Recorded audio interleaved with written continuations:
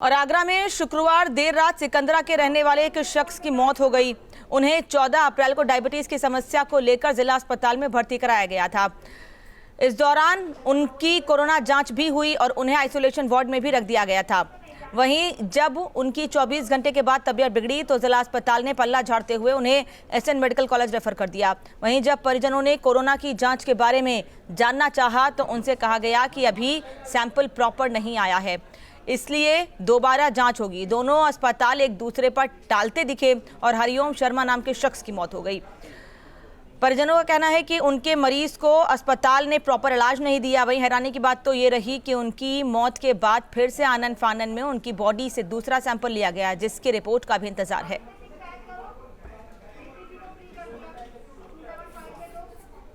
वहीं इस पूरे मामले पर हमारे संवाददाता विनीत दुबे ने आगरा के सीएमओ मुकेश वत्स से बातचीत की है। सुनते हैं क्या कहना है उनका। आगरा में कोरोना पॉजिटिव की संख्या लगातार बढ़ रही है। अगर बीती रात की बात की जाए तो 5 नए मरीज आने के बाद ये संख्या 172 पहुंच गई है। हालात इस समय लगातार बिगड़ रहे हैं। सीएमओ डॉक्टर मुकेश वत्स हमारे साथ मौजूद हैं। हम उनसे कुछ जानकारियां चाहेंगे। आज सब कुछ आपकी निगरानी में होता है, बगैर आपकी देखरेख के कहीं भी कुछ भी नहीं हो सकता। जो भी जांच हो रही है, जहाँ से भी, वो सब रिपोर्ट आपके पास आती है। ये बताइए कि जैसे कोई व्यक्ति भर्ती हुआ और क्या ऐसा संभव है कि उसकी रिपोर्ट ले ली गई, सैंपल ले लिया गया और 24 घंटे बाद उससे ये कहा गया कि नहीं, हम प्रॉपर आपकी रिपोर्ट नहीं आ पाई है, हम दोबारा आपका सैंपल लेंगे? हाँ, ऐसा भी हो जाता है। जैसे मान लो हमने किसी का सैंपल लिया तो वहाँ पे कोई ना कोई कल्चर ग्रोथ नहीं हो पाती है या कोई ना कोई डिफेक्ट आता है तो उसकी ज़रूरत पड़ जाती है कि कई बार दोबारा सैंपल ले। मरीज इस हालत में नहीं है सर, बड़ी क्रिटिकल कंडीशन में है और उसके लिए एक घंटा कीमती है। मैं बता देता हूँ आपको, कल जो मौत हुई है, जो शर्मा जी हैं, हरिओम शर्मा सिकंदरा के रहने वाले हैं, उनका पहले सैंपल लिया गया। 14 तारीख को जिला अस्पताल में भर्ती किया गया। उसके बाद उनका सैंपल लिया गया और 24 घंटे बाद उनसे ये कहा गया, उनके परिवारीजनों से, कि ये रिपोर्ट मतलब ठीक से सैंपल नहीं हो पाया था, अब हम इसको दोबारा लेंगे।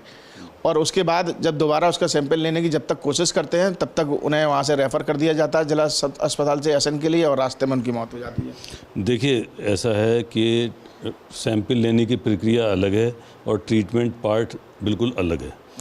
सैंपल अगर लेट हो रहा है या दोबारा भेज रहे हैं हम, तो इसका मतलब ये नहीं है कि हम उनका ट्रीटमेंट नहीं कर रहे। उसका ट्रीटमेंट, जैसे आपने बताया इस केस का भी, तो जिला अस्पताल में इसका ट्रीटमेंट चल रहा था और उसके बाद फिर जब सीरियस हो तो उसे एसएन मेडिकल कॉलेज भी भेजा गया। अब ये डेथ क्यों हुई, इसका कारणों का हम पता करेंगे।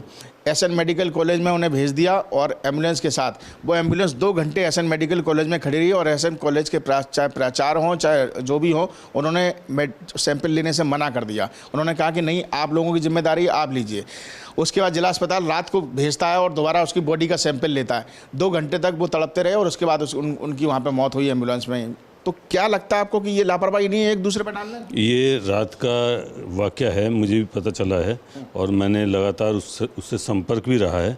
लेकिन जो मेडिकल कारण है वो उसकी मैं जांच करवाऊंगा और उसमें पता करवाऊंगा कि क्या कारण हुआ। लेकिन दोनों डिपार्टमेंट, चाहे एसएन की बात करें या जिला अस्पताल की बात करें, लापरवाही है, आप मानते हैं इस बात को? नहीं, अभी मैं लापरवाही नहीं कहूँगा, क्योंकि पेशेंट किस चीज़ से पीड़ित था, क्या बीमारी थी, ये सब देखने के बाद मैं इसको डिसीजन दूंगा। वीडियो जर्नलिस्ट मनोज के साथ आगरा से विनीत दुबे, न्यूज़ स्टेट उत्तर प्रदेश।